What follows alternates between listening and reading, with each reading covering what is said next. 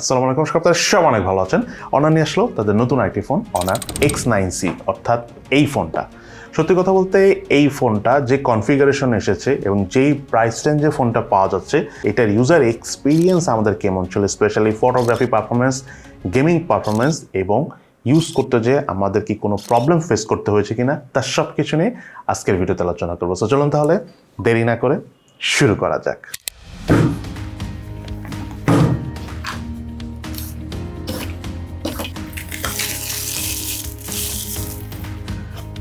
মোবাইলটির box কন্টেন্টে রয়েছে user manuals, SIM tray ejector,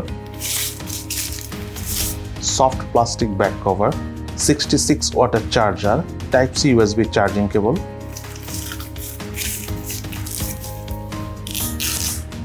এবং Honor X9c মোবাইলটি।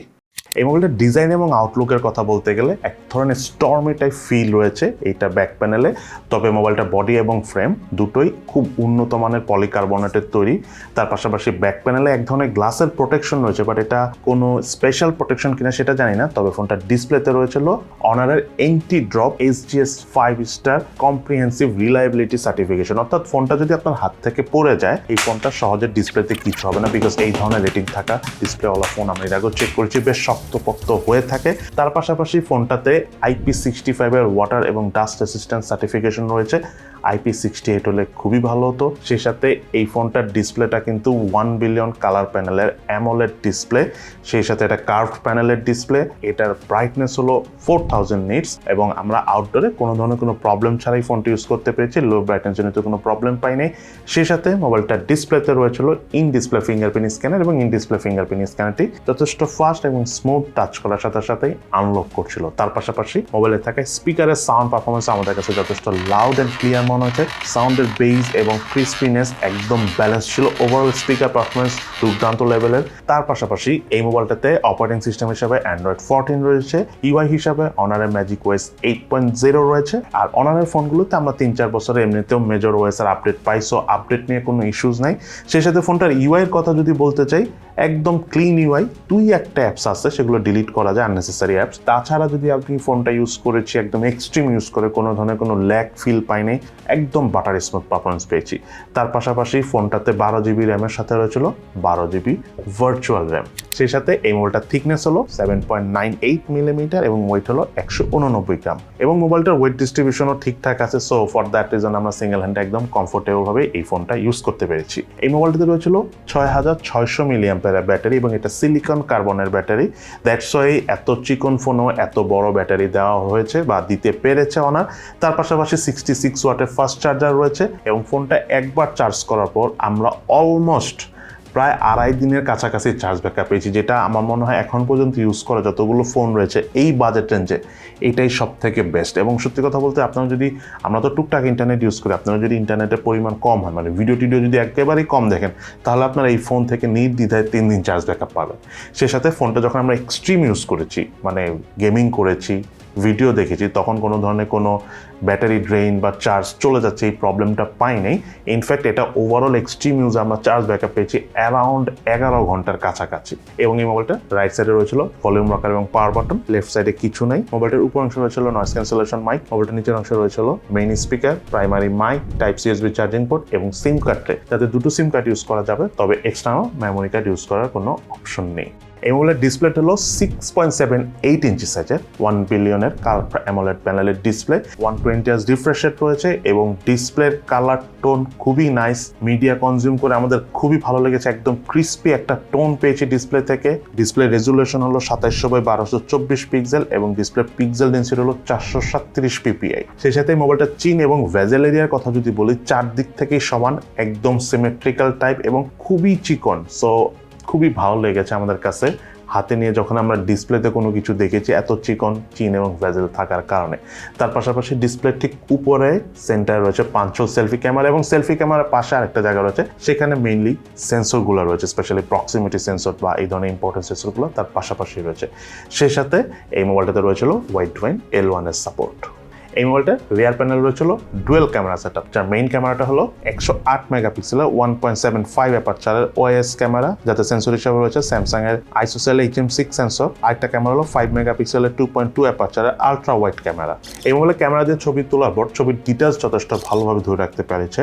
এক্সট্রা কোনো ধরনের কোনো স্যাচুরেশনে দেখা পাইনি, অনেকটা ন্যাচারাল কালার ডিটেলসই আমরা পেয়েছি। তার পাশাপাশি যখন আমরা পোর্ট্রেট মোডে ছবি তুলেছি, এজ ডিটেকশন যথেষ্ট ভালো ছিল, ডায়নামিক রেঞ্জও বেশ ভালোভাবেই কভার করতে পারছিল। ওভারঅল এই ফোনটার মেইন ক্যামেরার পারফরমেন্স আমাদের কাছে খুবই ভালো লেগেছে এবং আলট্রা ওয়াইড ক্যামেরার পারফরমেন্সও যথেষ্ট ভালো ছিল। তবে আলট্রা ওয়াইড ক্যামেরাটা আরেকটু বেশি মেগাপিক্সেল হলে একটু বেশি ভালো হতো।